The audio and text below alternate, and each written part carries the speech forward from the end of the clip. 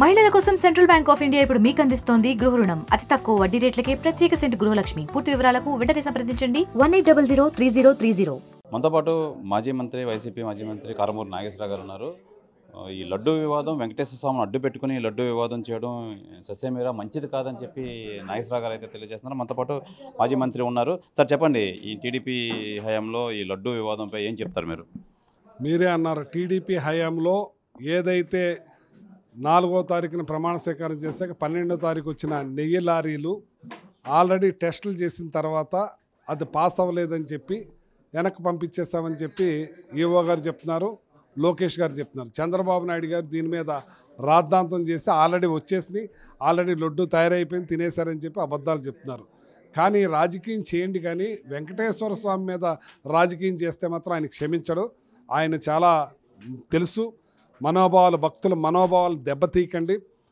వెంకటేశ్వర స్వామి అంటే ఆ భారతదేశమే కాదు, ప్రపంచంలో ఉన్న చాలామంది భక్తులు ఉన్నారు. వాళ్ళ మనోభావాలను దెబ్బతీయకుండా మన రాష్ట్రాన్ని తగ్గించకుండా చూడమని ఒక ముఖ్యమంత్రిగా ఇలాంటి పనులు చేయకూడదని నేను అంటున్నాను.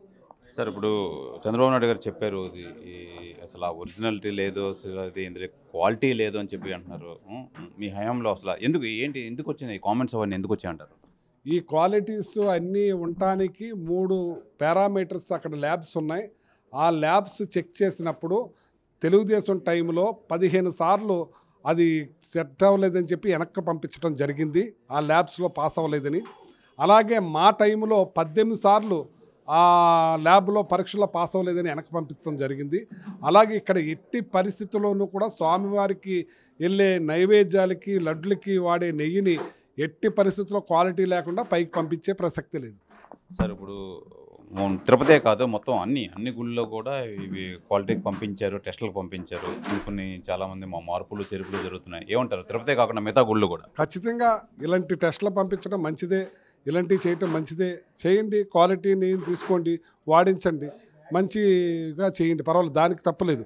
కానీ ఇలాంటిది లేకుండా లేనిది బురదేసి మాట్లాడటం మన విలువలను తగ్గించకూడదని నా మనవి. సార్, వైసీపీ నుంచి రాజీనామా పర్వాలు కొనసాగుతూనే ఉన్నాయి.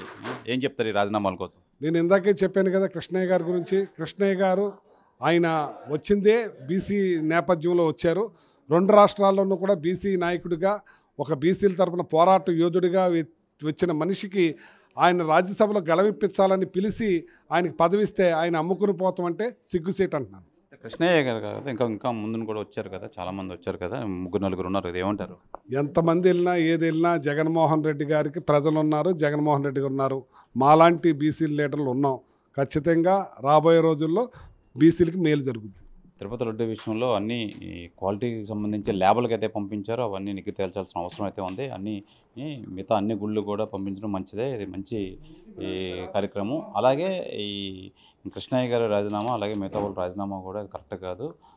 ఎంతమంది వెళ్ళినా జగన్మోహన్ రెడ్డి గారు సింగిల్గానే ఉంటారు, సింహంలా సింగిల్గా పోరాడుతూనే ఉంటారని చెప్పి మాజీ మంత్రి కారుమూరి నాగేశ్వరరావు గారు అయితే తెలియజేస్తున్నారు. కెమెరామెన్ అజయ్తో శివరామకృష్ణ RTV, విశాఖపట్నం నుంచి. మరిన్ని వీడియోస్ కోసం ఛానల్ సబ్స్క్రైబ్ చేయండి, లేటెస్ట్ అప్డేట్స్ కోసం వాట్సాప్ ఛానల్ ఫాలో చేయండి, అండ్ లింక్ డిస్క్రిప్షన్ లో ఉంది.